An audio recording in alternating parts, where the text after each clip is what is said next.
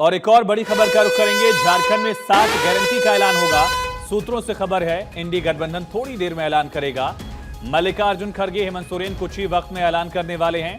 ये बड़ी और अहम जानकारी। 7 वादे कांग्रेस यहां करने वाली है, इंडिया अलायंस करने वाला ही कहा जाए। झारखंड में 7 गारंटीज का ऐलान होगा, सूत्रों से खबर। इन्हीं गारंटीज के सहारे हाल फिलहाल के चुनाव में कांग्रेस उतरती रही है, जिसमें तेलंगाना, कर्नाटक, हिमाचल जैसे राज्य भी शामिल रहे हैं, जहां इन गारंटीज का फायदा कांग्रेस को मिला है। कुछ ऐसे राज्य भी रहे जहां गारंटीज का वादा नहीं चल पाया, मसलन मध्य प्रदेश, छत्तीसगढ़ और राजस्थान जैसे राज्य, जहां कांग्रेस को नुकसान भी हुआ। लेकिन क्या इसका फायदा यहां मिल पाएगा, ये बड़ा सवाल। फिलहाल झारखंड में 7 गारंटीज का ऐलान हो सकता है। सूत्रों के हवाले से बड़ी खबर है, झारखंड में कुछ ही वक्त में ऐलान संभव। हमारे साथ सहयोगी रांची से धनंजय मंडल लाइव कनेक्ट है। धनंजय, क्या वादे हो सकते हैं? 7 गारंटीज का जो जिक्र किया जा रहा है, क्या वादा इसमें हो सकता है?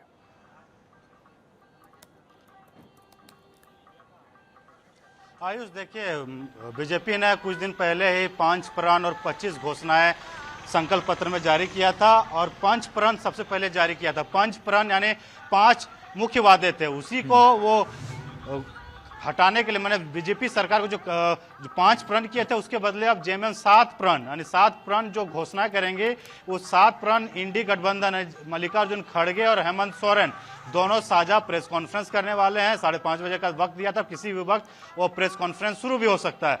तो इस वक्त उसमें जो जानकारी निकल के आ रही है आयुष, कहा जा रहा है जो मैया सम्मान योजना जो 1000 रुपये की शुरुआत की गई थी, उन्होंने कहा था जेएमएम ने कि दिसंबर से 2500 रुपया करेंगे। तो 2500 रुपया बीजेपी ने 2100 रुपया 11 तारीख को देने का वादा किया था, उसके बदले अब जेएमएम 2500 रुपया यानी उससे 400 रुपया ज्यादा देने की कोशिश करेंगे, और वो मैनिफेस्टो में रहेगा भी। दूसरा वादा बिजली फ्री, अरे जेएमएम सरकार ने बिजली फ्री किया था 200 यूनिट, अब उसको 250 से 300 यूनिट का बिजली फ्री हर महीना करेगा, क्योंकि बीजेपी 300 यूनिट कर किया है, और हो सकता है 300 से ज्यादा भी। उसमें जो सूत्र बताता है कि 300 या 300 से ज्यादा भी वो बिजली फ्री का मुद्दा रहेगा। जेएमएम सरकार अबुआ आवास योजना, देखिए प्रधानमंत्री आवास योजना बीजेपी ने किया था कि पक्का मकान सभी झारखंड वासियों को दिया जाएगा। जेएमएम ने अबुआ आवास योजना, अबुआ आवास में 3 कमरे पक्के मकान यानी 3 कमरे होंगे, बाथरूम होगा, किचन होगा, ये 3 कमरे का रूम होगा अबुआ आवास योजना में। किसान को लेके जो योजना है, उन योजनाओं को भी धरातल उतारने की कोशिश की जाएगी। महिलाएं, किसान, युवाओं को जो रोजगार के वादे हैं, वो रोजगार जो बीजेपी ने कहा है कि हम लगभग 3 लाख सरकारी नौकरियां भरेंगे, जो बाकी है 5 लाख एक्स्ट्रा करेंगे। तो उसी तरह तर्ज पे जेएमएम और इंडी गठबंधन कांग्रेस साझा जो प्रेस कॉन्फ्रेंस अभी किया जाएगा, उसमें युवाओं को रोजगार के लिए भी साधन किए जाएंगे। बीजेपी ने कहा है यूसीसी लागू की जाएगी, बीजेपी की सरकार बनती है तो। लेकिन जेएमएम ने कहा है कि यूसीसी किसी भी हालत में यहाँ पे एनसीपी जो सीएनपीटी और एनसीपीटी जो एक्ट होता है, जमीन जो अधिग्रहण आदिवासी जमीन को आप नहीं ले सकते हैं, बिना किसी भी उनकी कीमत में नहीं ले सकते, वो कानून को यहाँ मुख्यतः लागू किया जाएगा। तो ये तमाम जो वादे हैं आयुष, ये कुछ देर में, थोड़ी देर में ये तमाम देखने चीजें को मिलेंगी। कई ऐसे 7 जो प्रण है, 7 जो मूल मंत्र है, वो लागू करेंगे। इसके साथ हो सकता है कई और बड़ी घोषणा हो सकती है, क्योंकि 13 तारीख को यहाँ मतदान है, उससे पहले सभी पार्टियां अपने अपने घोषणा पत्र जारी करना चाहती है, और वो जनता, झारखंड की जनता को लुभाना चाहती है, क्योंकि यहाँ पे एक तरह से देखा जा रहा है कि कौन ज्यादा रेवड़ियां बांट सकती है, बीजेपी या जेएमएम या इंडी गठबंधन। ये तमाम चीजें अब जनता पे निर्भर करेगी कि किन बातों पे वो किस पे फोकस करे, क्योंकि जेएमएम सरकार ने कई वादे ऐसे किए थे जो पूरा नहीं किए थे। बीजेपी ने भी वही वादे को पुराने कराने की, भुनाने की कोशिश भी कर रहा है।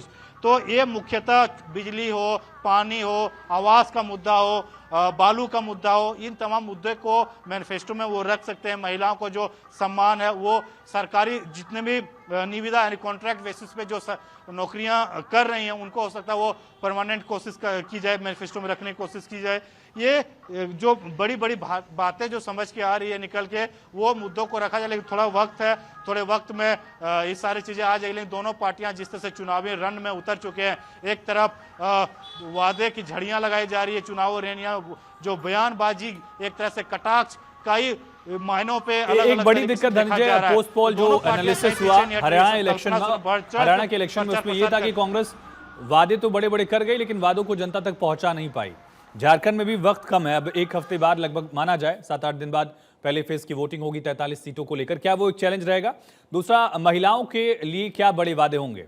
हमने देखा कि हर राज्य में जहां भी कांग्रेस कॉन्टेस्ट कर रही है वहां महिलाओं को फोकस करके बड़े बड़े वादे किए गए, पूरे हुए नहीं हुए अलग चर्चा है, लेकिन इसमें झारखंड में भी क्या ये रणनीति दिख रही है क्या?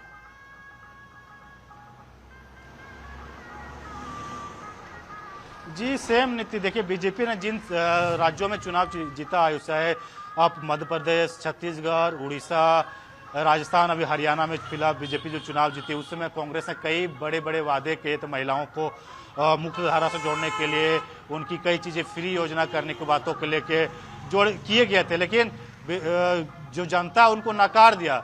कांग्रेस ने यहाँ भी कई बड़े वादे किए थे, वही चीज़ों को बीजेपी भुलाने की कोशिश कर रही है कि कांग्रेस तो वादे करते बड़े बड़े चीज़ों को लेकर आते, राहुल गांधी रैलियों में कई फ्री चीज़ करने की बातें कर देते हैं, लेकिन वो पूरा नहीं होता, जमीनी हकीकत में नहीं हो पाता, वो बीजेपी भुना भी रही है। तो अभी जो मैनिफेस्टो जारी होगा कांग्रेस के मल्लिकार्जुन खड़गे और मुख्यमंत्री हेमंत सोरेन जो साझा प्रेस कॉन्फ्रेंस करेंगे, उसमें घोषणा पत्र जो 7 मूल मंत्र होगा, मूल प्रण होगा, उसमें महिला, युवा, बुजुर्ग, क्योंकि देखिए बुजुर्गों को लेके या महिलाओं को लेके दोनों पार्टियां वादे कर रही है। यहाँ जेएमएम सरकार ने तो हर महिलाओं को 50 साल तक 1000 रुपया तक पेंशन देने की बात की है, या महिला मैया योजना से भी जोड़ने की बात की है। तो ये तमाम मुद्दे जो महिला को, क्योंकि देखिए 35 ऐसे सीट हैं आयुष झारखंड में जो महिला वोट भागीदारी करती है और वहां उन उम्मीदवारों को किस्मत ईवीएम में कैंप करती है और विधानसभा भेजती है। इसीलिए मुख्यतः चाहती महिला को अपने ओर खींचने के लिए, ताकि वो ज्यादा से ज्यादा सीटें दोनों पार्टियां जीत सके।